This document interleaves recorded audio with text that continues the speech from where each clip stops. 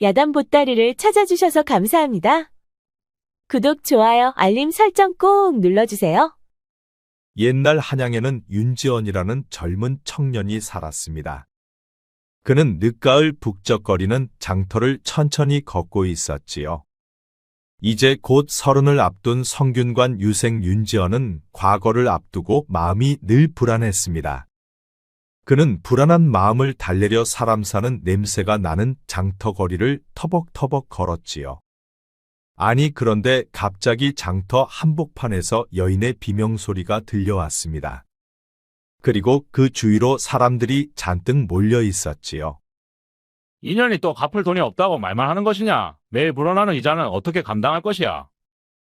이제 돈 갚을 능력이 안 되니 몸으로 갚을 차례다. 왈패들은 돈 갚으라 다그쳤고 처녀의 비명소리는 윤지연의 귀에 들려왔지요. 제발 조금만 더 시간을 주시오. 어머니 병환이 너무 깊습니다. 윤지연이 사람들을 뚫고 들어가 보니 젊은 처녀는 땅바닥에 주저앉아 있고 옆에는 깨진 항아리와 흩어진 보리쌀이 널브러져 있었지요. 헌데 그녀 곁에 목발이 있는 것으로 보아 그녀는 다리불구 같았습니다. 그럼에도 그녀의 표정은 당황하지 않고 무척 침착해 보였지요. 연약한 여인을 괴롭히는 왈패들을 보며 가슴에 분노가 끓은 윤지연이 앞으로 나가 말했습니다.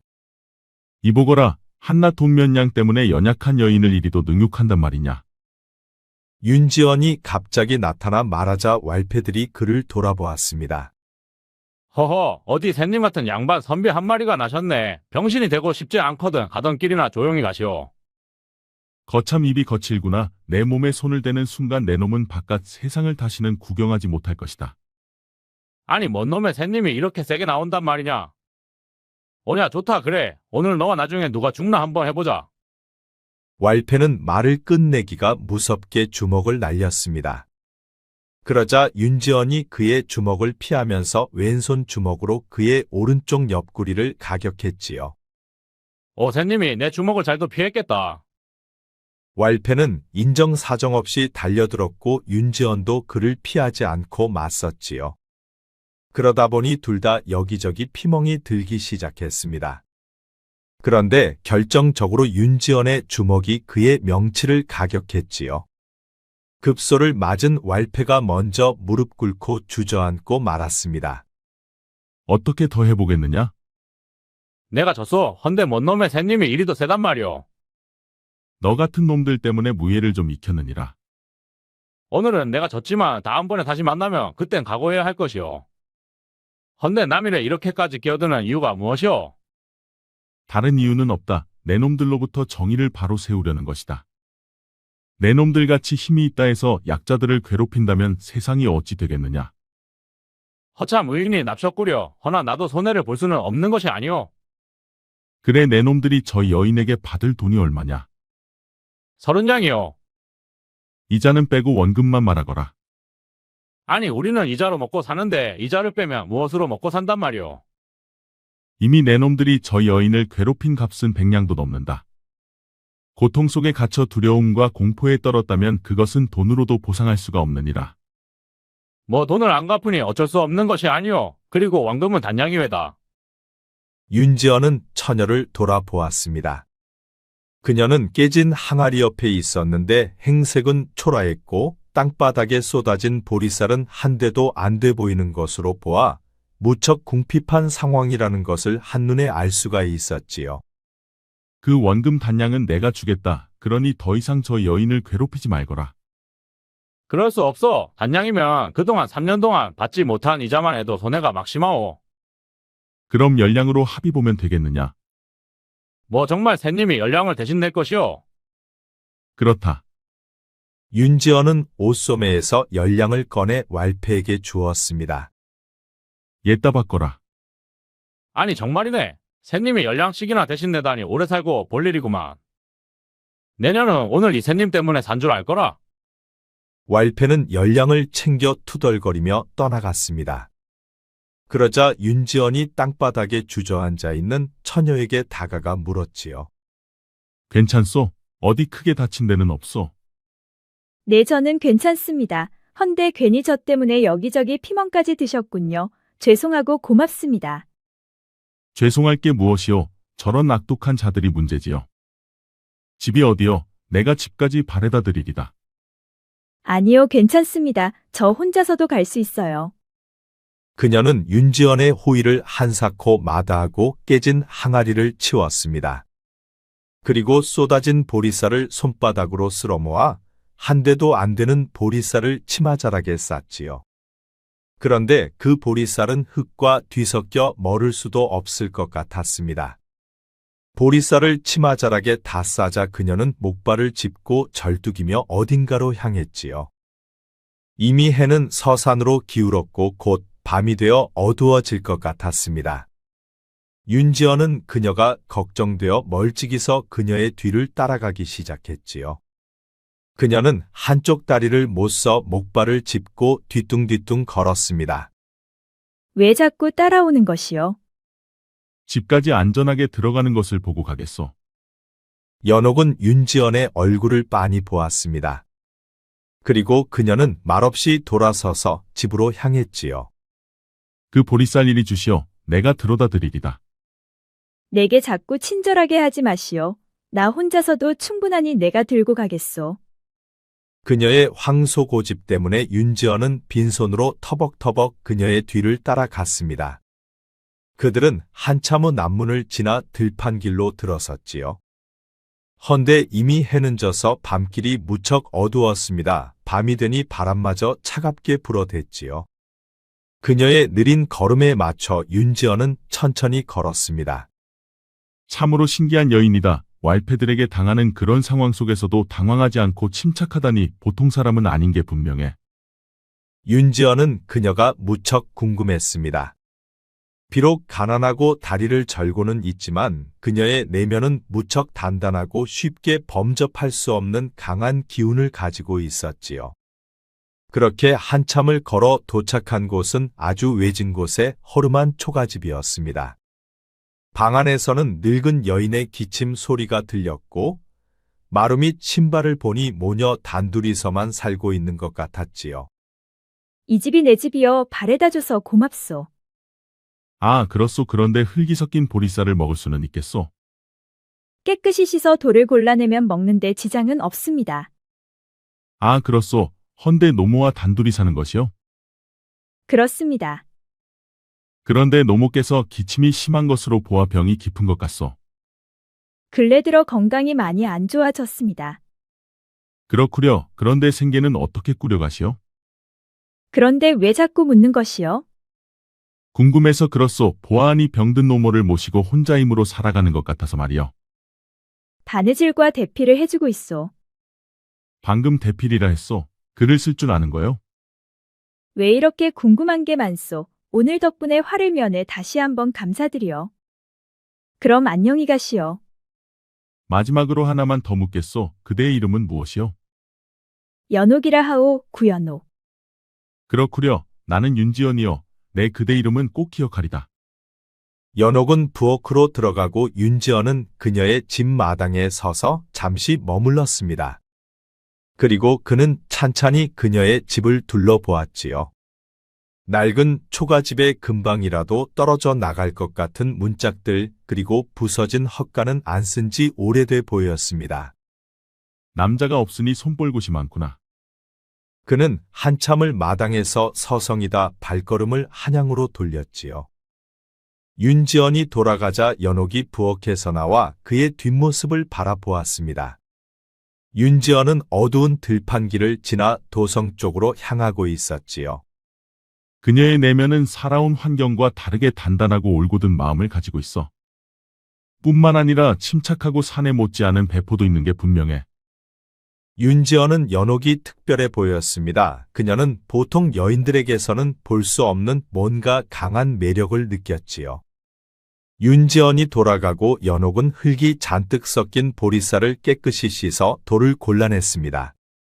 그리고 한 줌의 보리쌀로 밥을 지었지요. 그리고 그녀는 밥상을 챙겨 방 안으로 가져갔습니다. 그리고 병 안으로 누워있는 어머님을 일으켜 주었지요. 어머님 저녁 드셔요. 그래 고맙다. 헌데 얘야 좀 전에 남자 목소리가 나던데 누구더냐? 아무도 아니에요. 그는 잠시 저를 도와주신 분이에요. 그러느냐? 이제 너도 시집갈 나이가 되었으니 좋은 사람을 만나면 얼마나 좋겠니? 저는 어머니 곁을 떠나지 않을 것이어요. 그러니 시집 같은 것은 생각하지 않아요.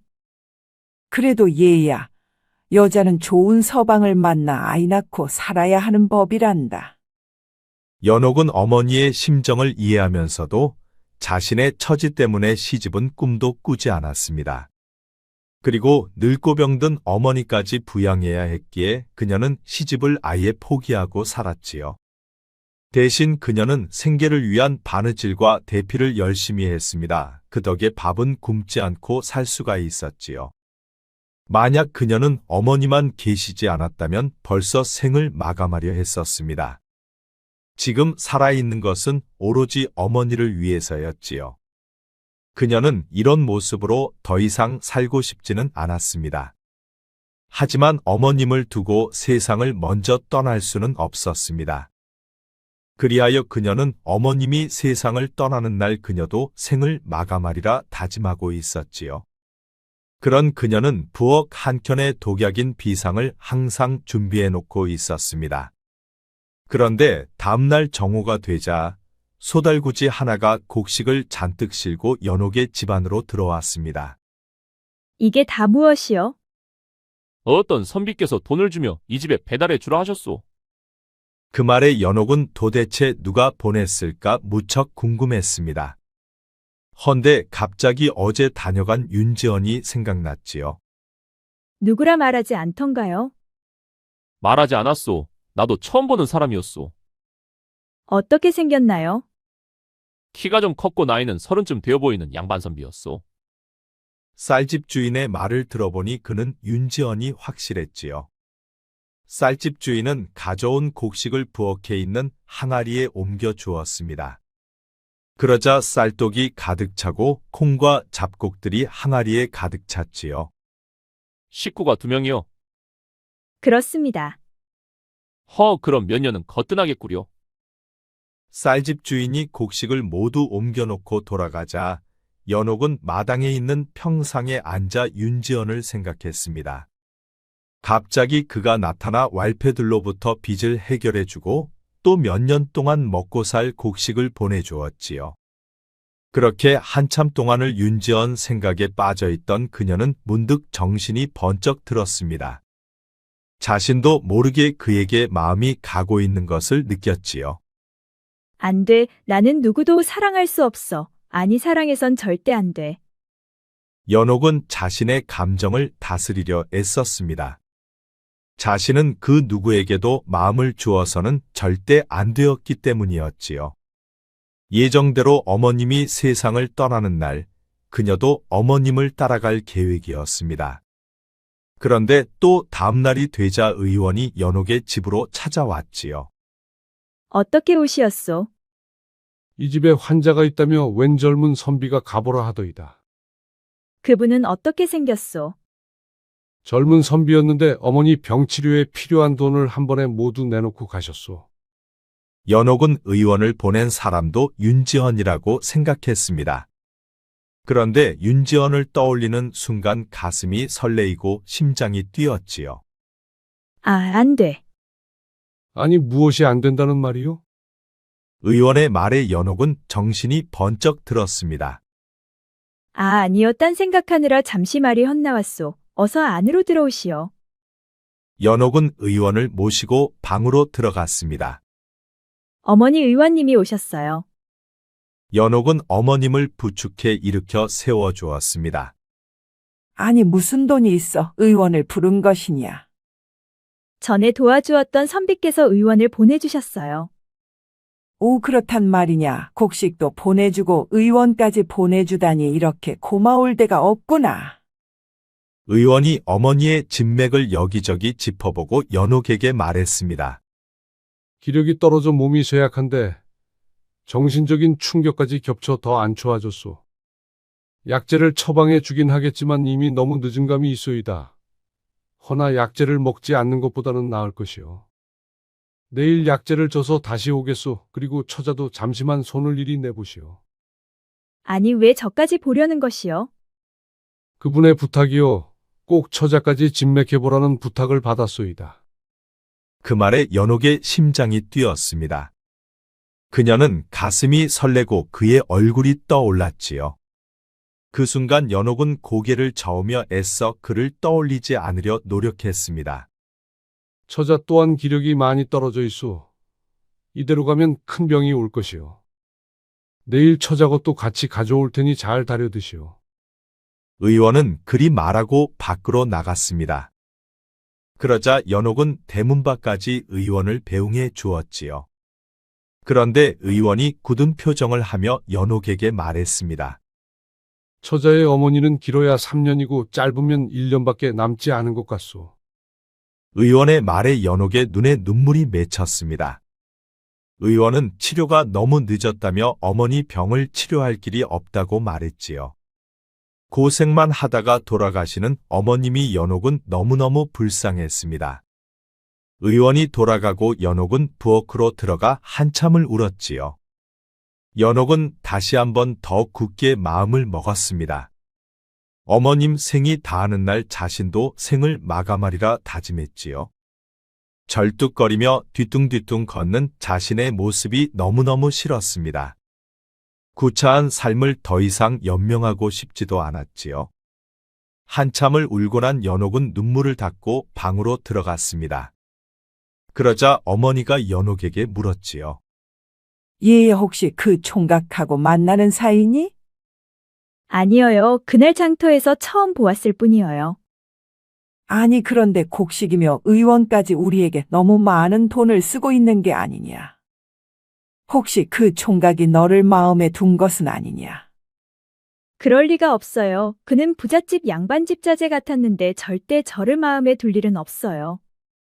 그런데 또 다음 날이 되니 집수리하는 목공이 집으로 찾아왔지요. 어떻게 오셨나요? 어떤 젊은 선비가 보내서 왔소. 집에 고칠 게 많다며 품삯도 이미 모두 내셨소. 연옥은 또 윤지연이 보냈다는 것을 알 수가 있었습니다. 수리공은 집안 모든 곳을 둘러보며 뚝딱뚝딱 수리를 시작했지요. 그리고 저녁 때가 되니 부서지고 고장난 곳들이 모두 말끔히 수리가 되어 있었습니다. 얘야 이게 다 뭔 일이냐? 삐그덕거리던 문소리도 없어졌고 바람이 솔솔 들어오던 문틈도 말끔히 고쳐졌구나. 그 청년이 너를 좋아하지 않고서야 어떻게 이렇게까지 할 수는 없지 않겠니? 어머니, 그건 저를 좋아해서가 아닌 부자들의 측은지심이에요. 우린 그저 그들에게는 불쌍한 사람들로 보일 뿐이죠. 연옥은 자신의 마음이 자꾸 윤지연에게 가려는 것을 일부러 막고 있었습니다. 그리고 그의 호의도 다른 이유를 만들어 애써 외면하려 했지요. 그 후로도 겨울에 쓸 장작이 들어오고 두툼한 이불도 들어왔습니다. 뿐만 아니라 솜이 들어간 겨울옷도 들어왔지요. 그러다 보니 추운 겨울도 걱정 없이 날 수가 있었습니다.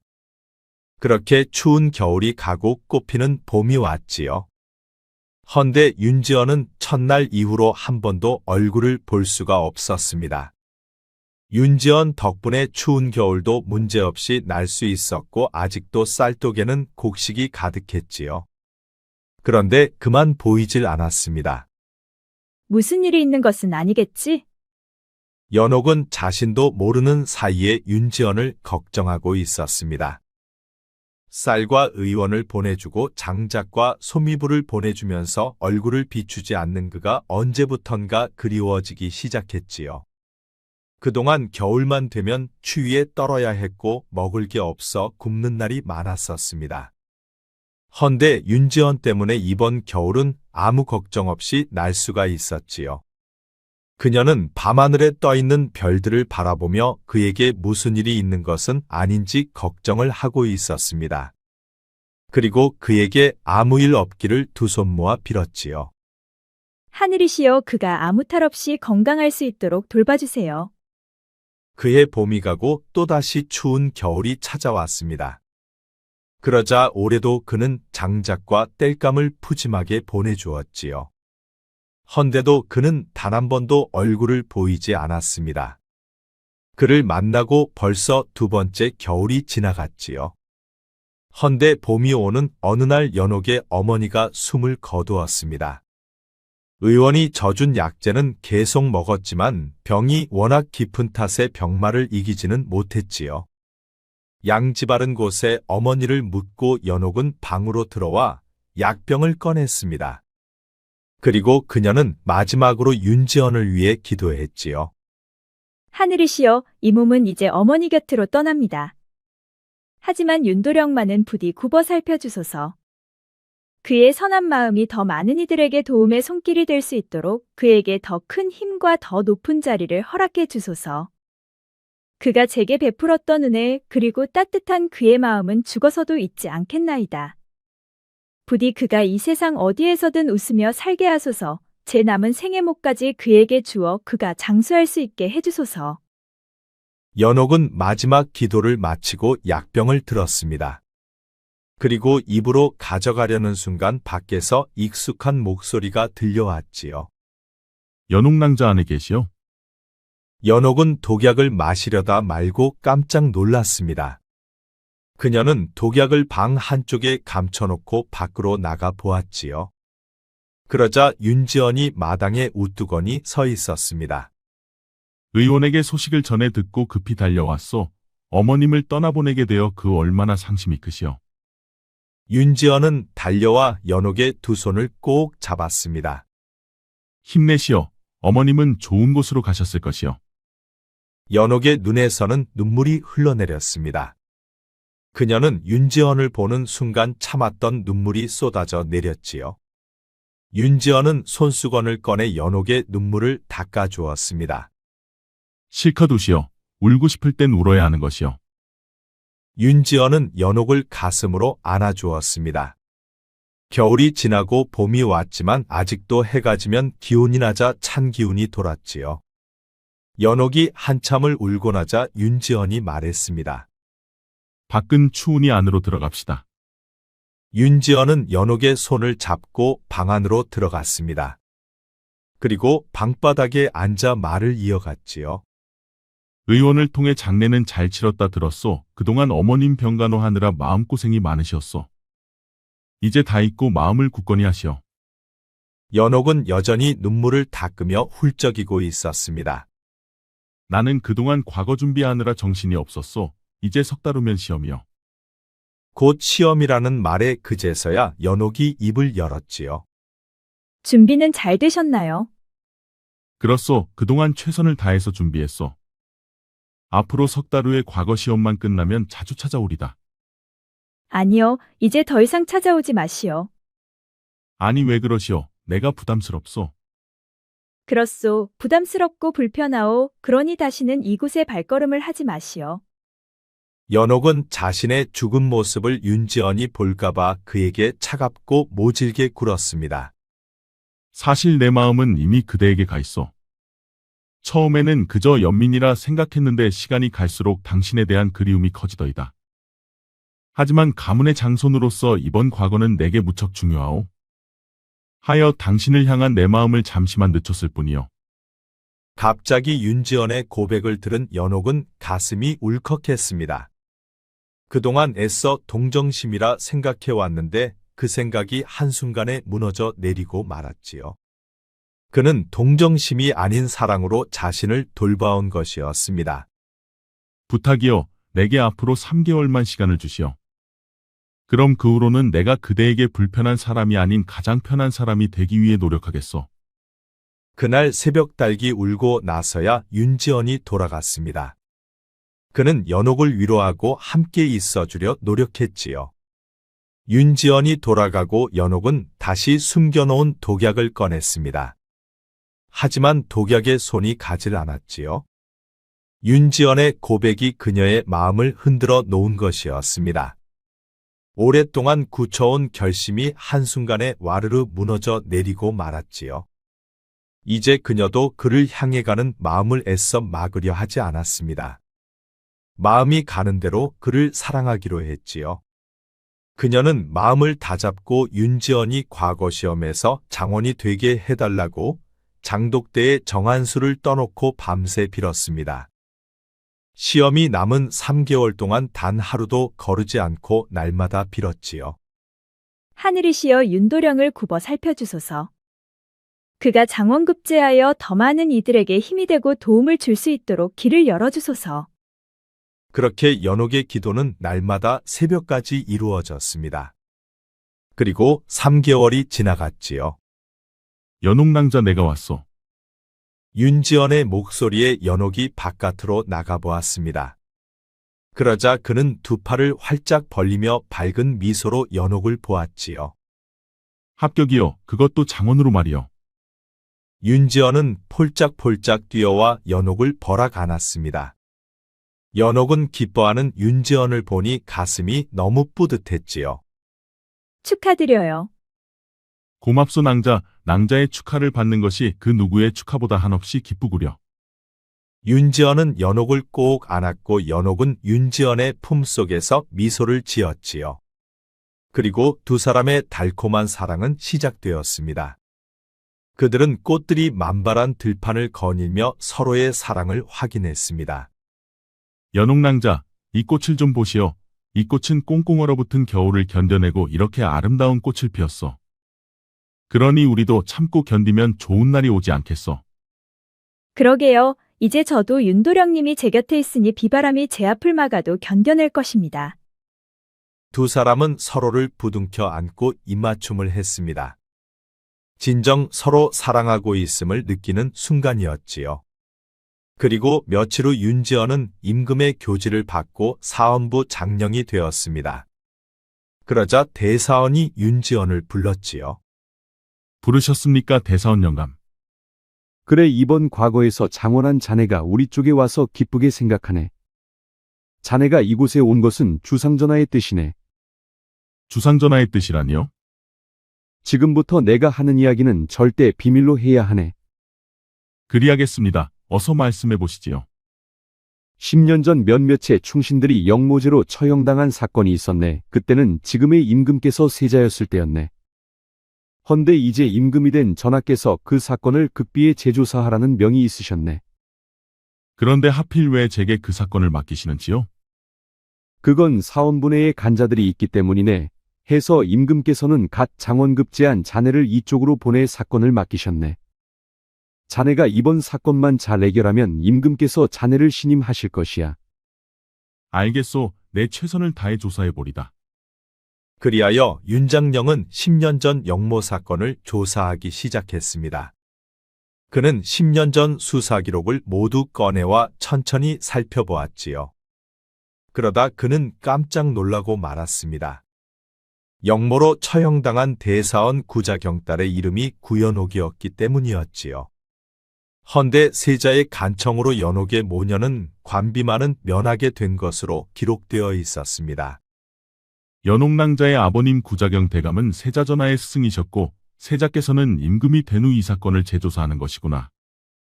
그렇다면 지금의 주상전하께서는 대사원 구자경 대감이 억울하게 처형되었다고 보셨던 것이야. 그럼 이는 정적들의 모함일 수 있겠구나. 윤장령은 자신이 사랑하게 된 연옥낭자 아버님이 대사원이었다는 사실을 알고 놀라도 너무 놀랐습니다.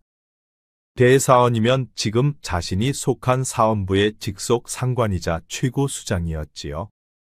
윤장령은 최선을 다해 영모 사건을 조사하기 시작했습니다. 해서 그는 당시 파벌 싸움이 한창이던 정적들에 대해서 철저히 조사하기 시작했지요. 그러던 중 당시 구자경 대감을 모함한 자들은 모두 이판대감 쪽의 사람들이라는 것을 알 수가 있었습니다. 보아하니 이판대감의 지시로 이루어진 일이 틀림없다. 그렇다면 이판대감은 왜 대사원 구자경을 모함했을까? 그가 극비의 조사를 하고 있었는데 사헌부 소속 감찰 한 명이 윤장령을 찾아왔지요. 혹시 10년 전 사건을 조사 중이시오? 무슨 소리냐? 어째 그런 것을 묻는 것이야? 혹시 엄형으로 조사 중이신게요? 사헌부 감찰 하나가 꿰뚫어보고 물어오자 윤장령은 무척 난감했습니다. 아니다, 내가 뭔가를 착각한 것 같구나. 어명으로 조사하신다면 제가 전달해 드릴 것이 하나 있습니다. 그게 무슨 말이냐? 내게 무엇을 준단 것이야? 사원부 감찰은 주위를 살피더니 품속에서 낡은 봉투 하나를 꺼냈습니다. 봉투는 오래되어 가장자리가 누렇게 변색되어 있었지요. 이 문서는 10년 전 의금부 종사관이셨던 제 아버님께서 제게 남기신 편지입니다. 언젠가 이 편지가 꼭 필요할 날이 올 것이라 말씀하셨지요. 윤장령은 놀란 표정으로 봉투를 받아보았습니다. 그리고 봉투를 열어 편지를 꺼내 읽어보았지요.